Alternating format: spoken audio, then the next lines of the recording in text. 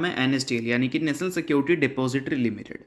सो दोस्तों अगर हम NSDL की बात करें तो आज के दिन NSDL आपको काफ़ी ज़्यादा फोकस में देखने को मिल रही थी।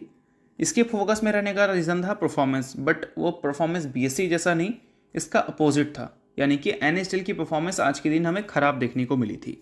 अब ख़राब परफॉर्मेंस आई थी तो इसके पीछे का भी रीज़न हमें पता होना चाहिए, और वो रीज़न ये है कि मैंने आपको पहले ही बता रखा था कि NSDL 3 नवंबर को फोकस में रहेगी, क्योंकि कंपनी का लॉकिंग पीरियड जो 3 महीने का है वो ख़त्म हो जाएगा। और 3 नवंबर आज है, 3 महीने का लॉकिंग पीरियड जो है वो ख़त्म हो चुका है। तो इसका मतलब ये है कि काफ़ी सारे न्यू शेयर्स अब मार्केट में एलिजिबल हो चुके हैं ट्रेडिंग के लिए, और काफ़ी जो अच्छी परफॉर्मेंस इसके IPO के बाद हमें देखने को मिली, उस बेसिस पे बोल सकते हैं एक रीज़न मिल गया है प्रॉफिट की बुकिंग करने का उन लोगों को जिनके शेयर्स लॉकिंग पीरियड में थे। लॉकिंग पीरियड में थे तो उस टाइम तो प्रॉफिट बुकिंग नहीं कर सकते, लॉकिंग पीरियड हट चुका है तो अब प्रॉफिट बुकिंग का बोल सकते हैं एक स्कोप है। तो वही चीज़ आज के दिन हमें NSDL में विटनेस करने को मिली है।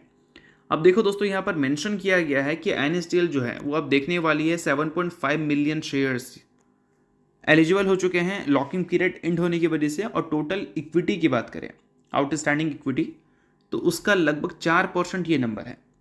अगर हम बात करें लगभग करेंट प्राइस के हिसाब से इसका वैल्यू क्या बनता है, तो वैल्यू बनता है दोस्तों 870 करोड़ रुपए।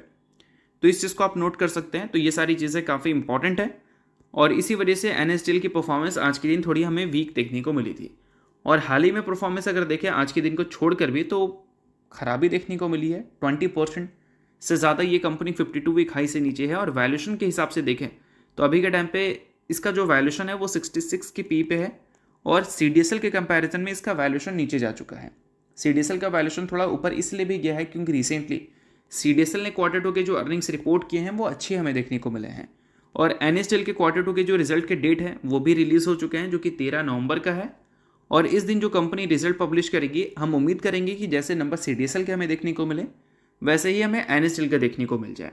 इसका मतलब Q1Q बेसिस पे हम ग्रोथ की उम्मीद करेंगे, और ईयर ऑन ईयर बेसिस पर अगर डी ग्रोथ होगा तो चलेगा, क्योंकि सिचुएशंस वैसी है नहीं कि ईयर ऑन ईयर बेसिस पे बड़ी ग्रोथ दिखा दो आप। बट लास्ट क्वार्टर में देखोगे तो कंपनी के जो नंबर्स थे उसमें Q1Q बेसिस पे भी गिरावट हमें देखने को मिली थी। तो यही चीज़ मैं आपको बताने की कोशिश कर रहा था कि इस बार Q1Q बेसिस पे कंपनी को अच्छे नंबर दिखाने होंगे, क्योंकि जितनी भी पॉजिटिव पॉइंट्स थी, चाहे डुओपोली से रिलेटेड चीज़ें हो, वो सभी फैक्टर इन हो चुकी है। तो अब कंपनी को फ्रेश कुछ अच्छी चीज़ें दिखानी होंगी। But video